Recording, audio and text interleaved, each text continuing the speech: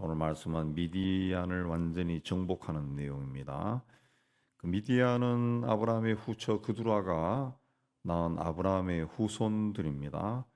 또 모세가 미디안 제사장 이두로의 딸을 십보라와 결혼해서 40년 동안 처가에 살았기 때문에 미디안 족속을 잘 알고 있습니다. 이 사람들이 살고 있는 곳은 가나안 동쪽이고, 오늘날로 이해하면은 요르단 지역이고, 또 이들은 모압 족속과 동맹을 맺고 또 우상을 숭배한 그런 족속입니다. 그러니까 미디안이라 그래가지고 그 모세와 결혼하여서 이 모세의 영향을 많이 받은 그런 족속도 있고, 미디안을 해서 그 뭐 한 동네 다 사는 게 아니고 8절에 보면은 미디안의 5왕이다 그랬지 않습니까?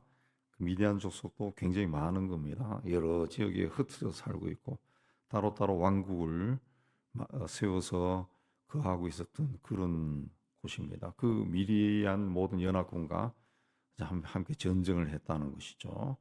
이 사람들은 가나안 땅에 살고 있지 않았기 때문에 애초에 이스라엘의 정복의 대상이 아닙니다. 그런데 가나안 땅으로 향해 가는 그 길을 모압 족속과 함께 방해를 하고 또 이스라엘 백성들에게 우상 숭배를 조장했기 때문에 이들을 멸하는 겁니다. 25장에도 보면 미디안 여자들이 이스라엘 남자를 유혹해서 음행하게 만들어서 하나님이 진노해서 연병이 내려서 수많은 사람들이 죽었다 그랬습니다. 그러니까 이스라엘을 해롭게 한 겁니다. 원수입니다. 2절에 이스라엘 자손의 원수를 미디안에게 갚아라 그랬습니다. 갚아라. 네. 그 후에 내가 내 조상에게로 돌아가랴. 그래서 미디안을 치라 그랬습니다. 원수를 갚으라 계속 이야기하죠. 그 7절에 보면은 그들이 여호와께서 모세에게 명령하신 대로 미디안을 쳐서 남자를 다 죽였다 그랬습니다. 그리고 8절 마지막에 부올의 아들 발람도 칼로 죽였다. 발람을 왜 죽였느냐? 미디안 여인들과 음행에 빠지도록 했기 때문에 발람도 죽였다 그랬습니다. 자, 이 발람의 그 행적에 대해서 우리 이전에는 발람이 집으로 돌아갔다 그렇게 되어 있는데, 발람의 행적에 대해서 어떤 학자가 이제 추리를 하기를, 모압 왕과 헤어진 발람이 모세를 찾아갔습니다.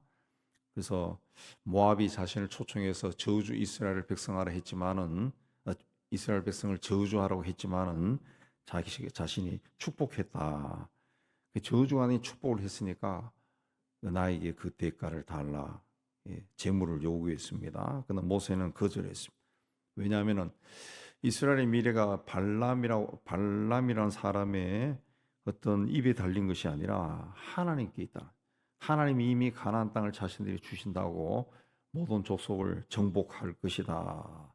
자기들이 믿고 나아가고 있는데 엉뚱한 사람들이 나타나서 재물을 달라 하니까 거절한 거죠. 거기에 대해서 발람이 앙심을 품었습니다. 그래서 다시 모압에게 돌아가서 이스라엘 타락시키는 방법을 가르쳐 준 겁니다. 그게 미인계라는 미인계. 축제를 열어서 이스라엘 남자들 초청하고 우상의 제물을 먹게 해라. 그러면 걸려들 거다. 그래서 아니나 다를까 이스라엘 그 축제를 열어서 이스라엘 남자를 초청하니까 거기에 들어와서 먹고 마시는 우상의 제물을 먹고 마시고 음행을 하는 죄를 저지르게 되어서 하나님이 진노해서 전염병을 내려서 2만 4천 명이 죽는 그런 일을 일어났어요. 그래서 그 공로로 다시 발람이 모압 왕으로부터 제물을 받아 챙긴 겁니다. 그래서 요한계시록 2장 14절에 보면은 발람이 발락을 가르쳐 이스라엘 앞에 올무를 놓아 우상의 제물을 먹게 하였고 또 행음하게 하였느니라 그랬습니다. 그래서 이스라엘 백성들이 2만 4천 명이 죽었어요. 고대 시대에 전쟁이 많이 일어나고 사람들이 많이 죽는다 그러지만은 옛날이나 지금이나 한꺼번에 2만 4천 명이 죽는다 그러면 나라가 뒤집어집니다. 이스라엘이 엄청나게 타격을 받았죠. 근데 그 일에 모압만 아니라 미디안도 관여를 된 거죠. 그래서 발람을 이용해서 이스라엘 타락시킨 미디안을 진멸해라. 그래서 전쟁이 일어나는데 그 과정에서 발람을 찾아서 죽였다. 그렇습니다. 그런데 14절에 보면은 미디안 족속을 멸하고 돌아오는 지휘관들을 모세가 그들에게 노했다. 화를 냈다. 왜 화를 냈습니까? 여자들과 남자아이들을 다 살려줬기 때문이다. 그랬습니다. 그래서 그들을 다 죽여라. 그랬습니다. 하나님의 이것은 이제 이런 걸 통해 가지고 불신자들은 다른 종교에서는 기독교는 굉장히 잔인하다. 그런데 이게 이제 하나님을 섬기는 사람들을 이제 하나님이 이제 세워 나가는 과정이에요. 과정에서 하나님이 보여주신 겁니다. 뭘 보여주시느냐? 예. 하나님의 그 진도가 얼마나 무서운가? 죄가 얼마나 무섭고 하나님이 싫어하는 건가? 그걸 보여주는 겁니다. 그 죄의 싹을 다 없애라는 그 뜻이에요. 17절에 아이들 중에서 남자는 다 죽여라 그랬습니다. 죄의 싹을 다 없애버려라. 그리고 남자와 동침하여 사내를 아는 여자도 다 죽여라. 다 죽인 겁니다. 하나님의 계획은 단순히 이스라엘 욕되게 했기 때문에 그들을 없애는 것이 아니라 이스라엘의 거룩성, 성결을 위해서 그렇게 하는 겁니다.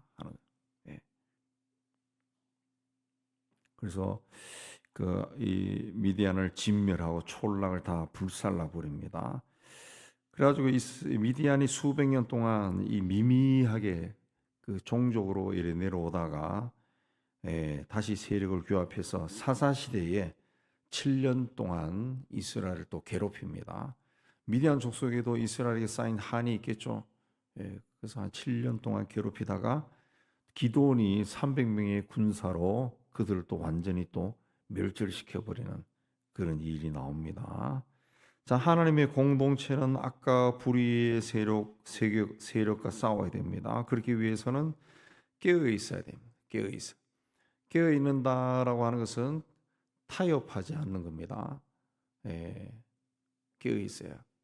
죄와 타협하지 않는 거, 세속과 타협하지 않는 거, 세상적인 이익과 타협하지 않는 거, 그게 깨어 있는 거예요. 뭔가 나에게 유익이 되는 거, 나를 편리하게 하고 내 마음을 흡족하게 하는 것이 내 가까운 데 다가왔다 할지라도 그게 마음을 열지 않는 거. 아, 이거 하나님이 싫어하는 거지. 그럼 안 하는 겁니다. 그게 이제 깨어 있는 거죠. 깨어 있는 거. 그 깨어 있으려면 이제 성령으로 충만해야죠. 하나님 영으로 충만하고 말씀을 우리 마음에 담고 있으면은 아무리 좋은 것이 내 옆에 와서 이거 해볼래 해도 나는 안 해. 라는 말이 나오는 거죠. 그 깨어있는 상태를 계속 유지를 하면은 그 거룩성이 그 보존이 되고, 하나님이 우리 안에 충만하게 거하기 시작하고, 하나님의 인도함이 있고, 하나님의 은혜가 임하고, 또 형통의 축복도 임하는 겁니다.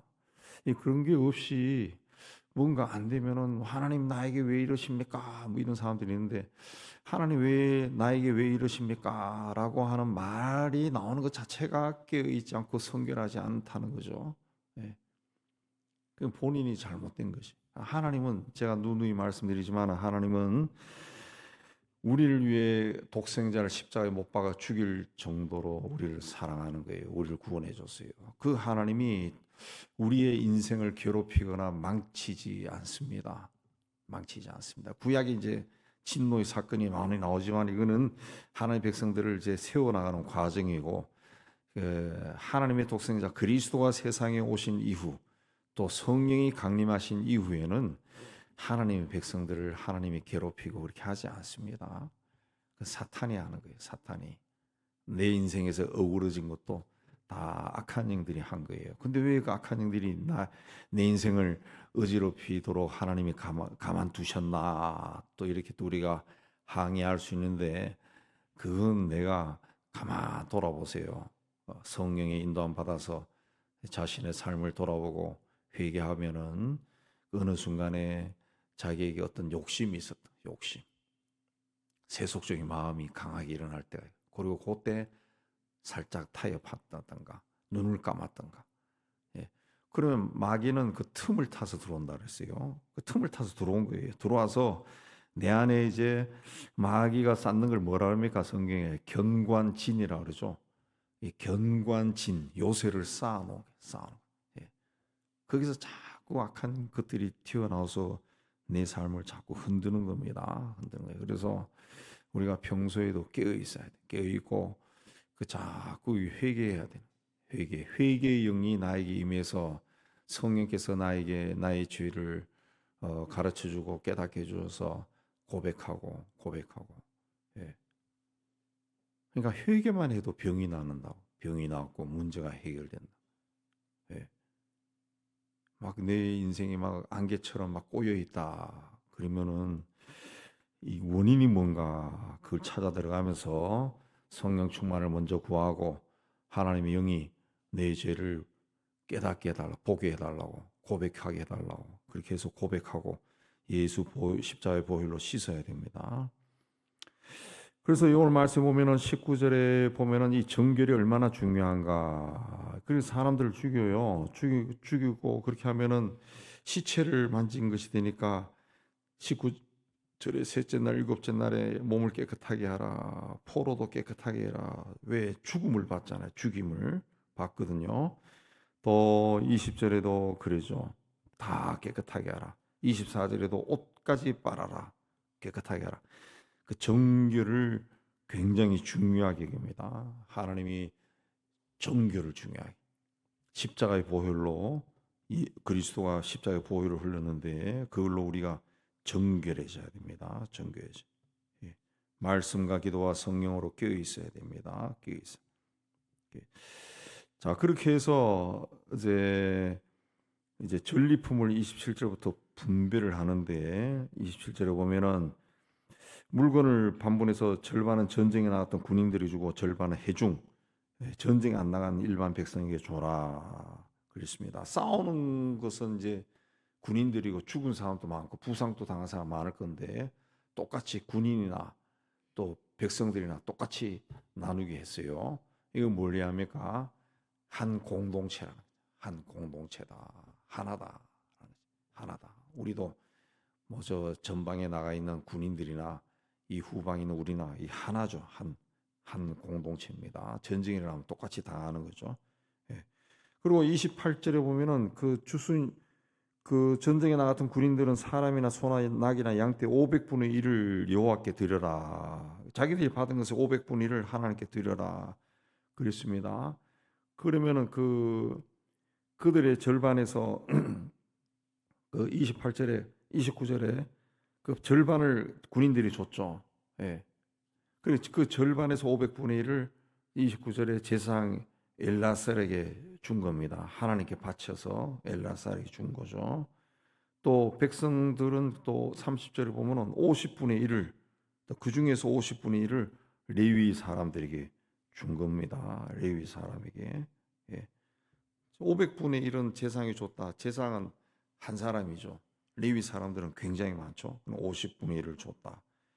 또 54절에 보면은 모세와 제사장 엘라살이 천부장 백부장들이 금을 취하여 해막에 들여 여호와 앞에서 이스라엘 자손의 기념을 삼았다. 군대 지휘관들이 저기에서 탈취한 것을 하나님께 바쳤다. 그랬습니다. 하나님께 바친 겁니다. 예. 그래서 하나님께서 이 전쟁을 주관하셨고 하나님의 도움으로 우리가 이겼고 또 하나님 말씀에 순종해서 우리가 이런 일을 했습니다. 라고 하나님께 보고한 거죠. 오늘로 우리를 위하면은 감사 기도한 겁니다. 예배를 드리고 감사한 겁니다. 그러니까 우리 일의 순서는 항상 우리 그리스도인들의 일의 순서는 무엇을 하거나 무엇을 계획하거나 하나님을 예배하고 시작하고 끝날 때도 하나님을 예배하고 끝나는 겁니다. 좀 작게 하면 기도하고 시작하고 마무리도 꼭 기도하고 끝내는 겁니다. 기도하고. 예.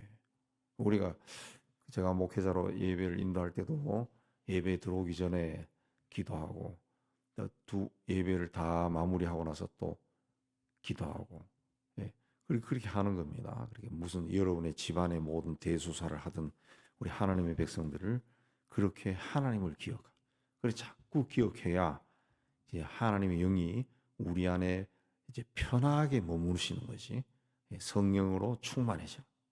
성령 충만을 구하고 성령 충만을 그냥 많이 구하면서도 그냥 그 세속적인 마음을 담고 세상에서 세상적으로 살아가 버리면은 성령이 우리 안에 오셨다가도 못 견디서 나가 버리죠. 그냥 성령이 우리와 늘 함께 하시도록 우리 스스로가 오늘 말씀에 나온 것처럼 정결하게 돼. 네, 정결한 옷까지 빨아야 옷까지. 네. 이런 믿음으로 주님과 동행하는 여러분 다 되시기를 주의 이름으로 축복합니다.